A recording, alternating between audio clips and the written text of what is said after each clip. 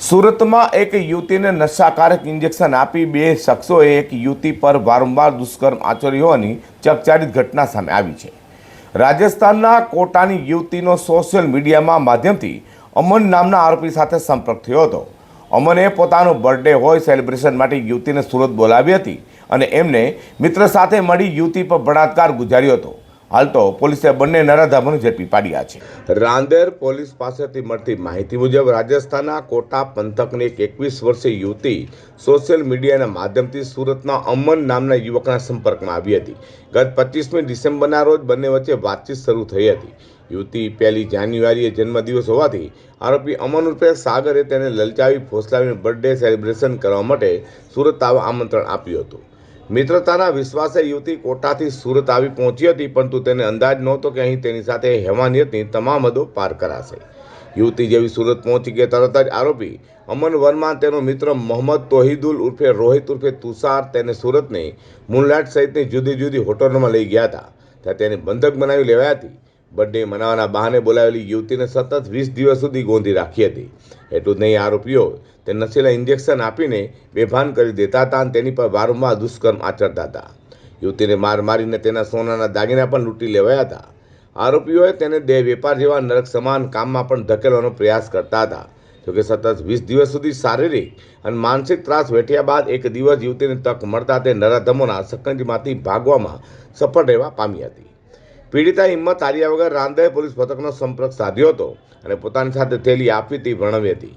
કોટામાં 0 નંબરથી FIR નોંધાઈ હતી અને ત્યારબાદ સુરત ટ્રાન્સફર કરાતા સુરત પોલીસ હરકતમાં આવી હતી અને રાંદેર પી RJ ચૌધરી દ્વારા તપાસ તેજ કરાઈ હતી। યુવતી પર બળાત્કાર ગુજારનાર બંને નરાધમોને પોલીસે ગણતરીના કલાકોમાં જ દબોચી લીધા હતા। પકડાયેલા આરોપીઓમાં હોટલ વેઇટર 21 વર્ષીય અમન ઉર્ફે સાગર અજય ગયા પ્રસાદ વર્મા તથા બીજો મૂળ બંગાળનો અને હાલ સુરતમાં રહી હજી કામ કરતો 28 વર્ષીય મોહમ્મદ તોહિદુલ ઉર્ફે તુષાર હોવાનું સામે આવ્યું છે। તો પોલીસે બંને નરાધમ આરોપીને કોર્ટમાં રજૂ કરી 2 દિવસના રિમાન્ડ મેળવ્યા છે અને પોલીસે તપાસ કરી રહી છે કે અગાઉ પણ આ ટોળકી અન્ય કોઈ યુવતીને આ રીતે શિકાર બનાવી છે કે કેમ। તારીખ 31/1/2024 ના રોજ રાંદેર પોલીસ સ્ટેશનમાં કોટા પોલીસ રાજસ્થાન તરફથી એક મહિલાની ફરિયાદ આવેલ હતી। જે ફરિયાદ BNS ની કલમ 64(1) 140(3) મુજબની હતી, જેમાં ફરિયાદીશ્રીએ જણાવેલ હતું કે તેણી સુરતમાં રહેતા અમન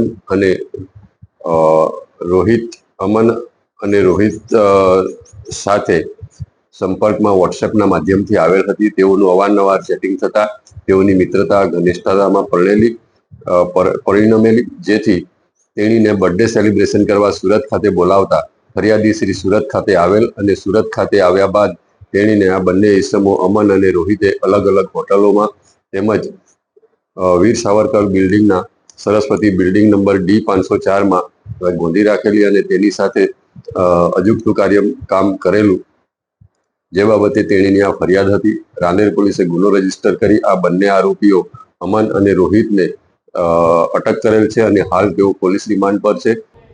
તો સમગ્ર કેસમાં સૌથી ચોંકાવનારી વિગત એ છે કે મુખ્ય આરોપીમાંનો એક મોહમ્મદ તોહિદુલ પોતાની અસલી ઓળખ છુપાવી હતી। તોહિદુલે પીડિતાને પોતે હિન્દુ હોવાનું જણાવ્યું હતું અને પોતાનું નામ રોહિત ઉર્ફે તુષાર હોવાની ખોટી ઓળખ આપી હતી। ધર્મ અને નામ છુપાવીને યુવતીનો વિશ્વાસ જીત્યા બાદ તેને પોતાના સકંજામાં લીધી હતી। આ રીતે સોશિયલ મીડિયા પર ફેક પ્રોફાઇલ અને ખોટી ઓળખ ઊભી કરી યુવતીને પ્રેમજાળમાં ફસાવવાનું આયોજનબદ્ધ કાવતરું ઘડાયું હતું।